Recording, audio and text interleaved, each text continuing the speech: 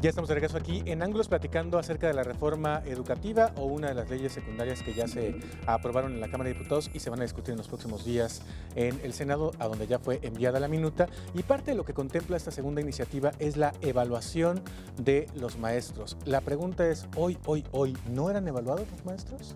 No. ¿No? No. O sea, Algunos tienen mecanismos internos de evaluación, pero ahorita no son evaluados los maestros. Aquí hay un tema muy importante. ¿y da lo mismo que sea un mal maestro, un buen maestro? ¿Puede Hasta el seguir en las momento sí da lo aulas? mismo. Aquí el gran problema es, y yo creo que es el único pero que puede haber en la evaluación, ya lo platicábamos un poquito en la mañana. La evaluación nos debe servir para tener un diagnóstico claro de en qué estado está la educación de este país, en qué estado están los maestros, qué también educan, qué también preparados están, cómo están las asimetrías, las inequidades entre escuelas, dónde se tiene que invertir más. Yo creo que no debe ser una guillotina la evaluación. Y creo que eso sí lo ha dejado claro la ley, que tienes varias oportunidades, creo que son, digamos, tres oportunidades, y si repruebas las tres, pues te puedes quedar como administrativo. Hay varias oportunidades, pero creo que lo que sí tiene que quedar claro es que, digamos, tú no puedes comparar un maestro en un contexto muy favorable, por ejemplo, en la zona metropolitana de Guadalajara, donde en realidad tienes todas las facilidades, tienes incluso estudiantes que llegan mucho mejor preparados, tienen acceso a muchísimas cosas, a un estudiante de la Sierra de Oaxaca. Es imposible, un maestro no puede ser juzgado de la misma manera en los dos casos. El tema es cómo le es para tener la misma evaluación, sí tienes que tener la misma evaluación para saber cómo está cada uno, porque si no, no son comparables, pero no debes de tener los mismos castigos o los mismos impactos en términos de política pública en uno o en otro. Mira, una clarificación importante, bueno, de hecho es uno de los reclamos de la coordinadora, precisamente es decir, a ver, La disparidad regional. no puede haber una evaluación nacional única para todos los profesores, porque además tiene el referente de enlace. Enlace es una prueba única para evaluar el desempeño de los estudiantes y bueno, hemos visto cualquier cantidad de, digamos, de distorsiones de lo que es enlace, ¿no? Desde la filtración de los Exacto. exámenes o gente que solamente enseña para que el alumno pase enlace y lo demás les vale gorro. Es decir, frente al referente de enlace dicen, pues no podríamos o no sería bueno, no sería pertinente, es más, generaría mayores distorsiones, generar un proceso evaluatorio que fuera general, ¿no? Y además, bueno, obviamente eso implicaría que los propios profesores ayudaran a la confección de estos sistemas de evaluación. Eso por un lado, ¿no? Me parece que digo, es muy relevante. Y la otra es que los efectos que tiene la evaluación va a ser diferente con nuevos profesores y con los que ya están. Claro. Esa es una diferencia muy importante que poco se ha visto, porque con los viejos profesores va a pasar lo que decía Enrique, ¿no? 3 oportunidades y si no te vas a la administración, ¿no? Los nuevos sí pueden perder el trabajo, o sea, si entran y no salen bien evaluados, entonces no se genera ningún tipo de, digamos, obligación del Estado para seguir manteniendo a esos profesores. Ahí lo que por la vía de los hechos van a empezar a generar va a ser una lógica de profesores de primera clase y de segunda clase, porque unos tendrán una manga muy ancha en cuanto a la evaluación, pero los nuevos profesores serán evaluados mucho más estrictamente y con efectos además más contundentes, ¿no?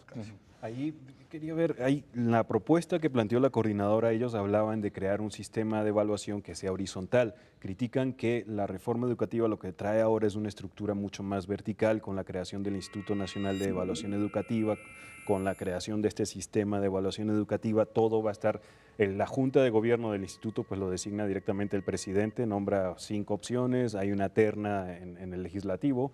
Por lo general se acepta las propuestas del presidente y va a ser como alguien que va a estar designado desde arriba. Ellos proponen crear consejos de evaluación en las propias escuelas conformadas por los actores que participan en cada uno de estos ámbitos para evaluarse en función de esa realidad cultural, social, lingüística que hay en cada una de las escuelas. Estaba pensando en cómo hay que estar observando también lo que está pasando en Estados Unidos, donde hay unas reformas educativas en vigor desde hace 10 años, donde hay un sistema de evaluación también uniforme y en este momento ya en diferentes reportes de prensa se habla del fracaso de la reforma educativa en Estados Unidos. Hace pocas semanas en Seattle un movimiento de maestros y de alumnos obligaron a que no se realizara la prueba esa única que se hace a los maestros porque no estaban dando resultados. O sea, hay reportes de, por ejemplo, los maestros se dedican más tiempo a prepararse para la evaluación en lugar de estar preparando el currículum o el programa académico. O sea, tienen un sobreestrés y solo se concentran en la evaluación. Lo que estaba leyendo es que la reforma educativa en Estados Unidos está yendo hacia el fracaso no solo por ese modelo de evaluación única, sino que allá se han profundizado en lo que se llama la privatización de la educación. Allá Está incluso privatizado, crearon una cosa claro. que llaman charters educativos, que son escuelas con dinero público, pero administradas por entes privados. O sea, fue una de las opciones a las que fueron. Que aquí el tema es cómo evaluamos, ¿no? No si evaluamos. Creo que Exacto. sería difícil estar en contra de evaluación, porque, por ejemplo, tú pones el caso de Estados Unidos, que sí ha habido una pérdida de competitividad de la educación en Estados Unidos, que es muy importante, se ven los datos, pero hay otros que han evaluado y lo han hecho bien, como Corea, por ejemplo, que es el que se me viene a la cabeza. Muy buen sistema de evaluación, muy bien hecho. Yo creo que a mí no me gustaría que los propios maestros se evaluaran a sí mismos. O sea, a mí sí me gustaría que hubiera un órgano autónomo de los maestros, porque si son juez y parte, digo, podemos decir, es que el presidente puede tener control sobre el Instituto Nacional de Evaluación, pero también los maestros pueden tener sobre esos consejos comunitarios, culturales, que de pronto pues sirven para pocas cosas, ¿no? Sí, sí. O sea, hay que encontrar un modelo intermedio, que no sea tal vez una imposición vertical, pero que tampoco sean juez y parte de su misma evaluación. Y otra cosa muy importante, que se evalúe a todos con el mismo examen, que no tenga las mismas consecuencias, pero sí necesitamos tener un modelo que nos permita compararlos, porque si no, no sabemos qué distancias hay entre un maestro de Nuevo León y un maestro de Chiapas. Si no los evaluamos con la misma prueba, solo nos estamos engañando. Esto de las pruebas también entre pares, estaba leyendo un argumento de John Ackerman en una de sus columnas, decía, ¿por qué si los profesores universitarios o los investigadores somos evaluados por pares no puede ocurrir lo mismo en el sistema educativo? ¿Por qué tiene que haber un ente externo superior que venga e imponga la prueba y no haya una evaluación entre los propios, Para digamos, darle en pares independencia, maestros? ¿no? Sí. Para darle independencia, Así ¿no? es. Yo creo. Bueno, vamos a ver lo que dijo esta mañana el presidente Peña Nieto como parte del mensaje de su informe, en donde aseguró que esta reforma es en beneficio de los maestros. Vamos a escucharlo. Con la reforma educativa también ganan los profesores. Ya no tendrán que ser directores o supervisores para ganar más. Solo tendrán que ser mejores maestros. Por todas estas razones, por todo lo que significa para el bien del país, la reforma educativa sigue adelante. Lo digo con Con toda contundencia, decía el presidente, va adelante la reforma educativa. Y ahí le mandaba un mensaje a la gente que con las marchas que ha realizado en la Ciudad de México y que la mayoría de los medios han dado cobertura en el sentido de que han desquiciado el tráfico, que han vuelto loca a la ciudad, pues solamente se ha dado cuenta de ello, pero no se ha dado cuenta de lo que serían sus demandas, como el día de hoy en su artículo Denise Dresser lo deja ver. Y bueno, pues es el mensaje para la gente de que la reforma sigue. Ahora, dice el presidente que lo que pasaba el día de hoy es que para ganar más un maestro tenía que convertirse o en inspector o en supervisor o en director y que ahora bastará con que dé buenas clases para que gane más. ¿Eso es cierto? La manera como va a ganar más un profesor es en incrementar en lo que destinan de presupuesto. Ahí no hay vuelta de hoja. O sea, si necesitas tú incrementar lo que destinas de Producto Interno Bruto a la educación. Esa es la única manera como se va a aumentar un sueldo, no hay otra.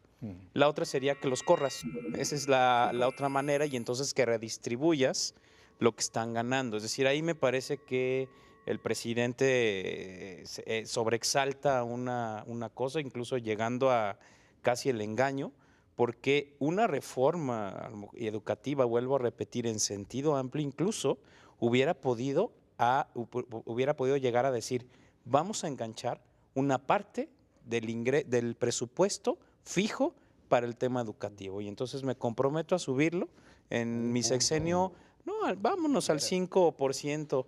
Y entonces eso sí te aseguraría un incremento. Si no, es una falacia Pura desde demagogia. mi punto de vista. Es demagogia. Sí, es retórica. Sí.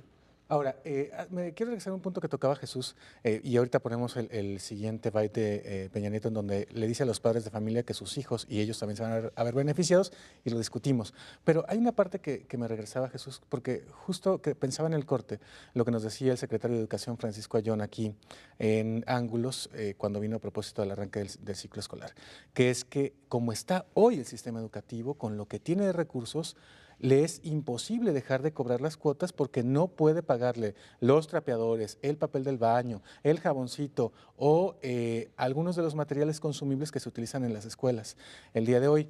En ese sentido, ¿no sería solamente meter a la ley algo que ya está pasando? Pues fíjate, eso es algo preocupante, el hecho de que ya están reconociendo obviamente las carencias que hay y sin embargo en ningún momento de la reforma educativa se plantea un aumento de recursos, ya para partir por algo elemental como eso. Y entonces ahí venimos al tema de la autonomía de gestión, que es un punto que casi, o sea, está ahí, se ha nombrado y casi no lo hemos tratado ni en los medios ni la gente en la común. Todo el debate de la reforma educativa se centra en los maestros quieren evaluarse o no, cómo es esa autonomía de gestión, en cómo va a funcionar, en qué consiste. Creo que hay muchos claroscuros ahí que hay que tenerle mucho cuidado y son peligrosos por lo que pueda representar esa autonomía de gestión. Lo único que sí creo, y eso creo que no está debate tampoco, es que el peor mundo en el que estamos es el status quo actual. O sea, digamos... O sea, no cambiarlo también. O sea, es que ese es el problema en el que podríamos llegar a caer, porque digamos, la CENTE es un movimiento pues, de izquierda conformado por mucha gente, pero es claramente conservador. Y claramente detrás de ellos tienen un objetivo de mantener algunos privilegios, mantener algunas canonjías que existen en esos estados, porque también hay que recordar, son de los estados más pobres, pero también son los estados que tienen la peor educación. O sea, también en eso muestran algunos atrasos y yo creo que tenemos que preguntarnos cómo sí la reforma educativa. O sea, por eso los puntos finos tan importantes que estamos hablando de cómo subir el PIB, cómo evaluarlos, porque en los cómo creo que está la mejor reforma. No si habrá o no reforma, es necesaria la reforma. El sistema educativo en México, el status quo, es terrible. O sea, los resultados han sido muy malos con este modelo que ya tenemos. Pues, sin embargo, podemos ir hacia atrás también, ¿no? Con la También reforma. podemos ir hacia atrás. Que imaginemos ahorita que en una evaluación No, una reforma no te asegura. miles de maestros no pasen la primera evaluación. Como los policías en el control de confianza. Mira, Exacto. ahora hay un ¿Y tema... te quedas sin maestro? Sí, hay un tema sustantivo y es también frente a la evaluación, o sea, evalúas de acuerdo a un modelo. Y ese no está claro. Exacto. Exacto. Ese no está claro. sí, ¿Para no. dónde queremos caminar la educación pública de nuestro país? Ese es el hoyo, el peor hoyo que tenemos. Pues la educación pública no sé, pero este programa camina hacia el corte. Ahorita regresamos y seguimos platicando acerca de esta reforma educativa y les quiero hacer una pregunta. A ver si ustedes me la pueden responder. Dicho efecto, tenemos secretario de Educación, ¿no? Vamos a la pausa y regresamos.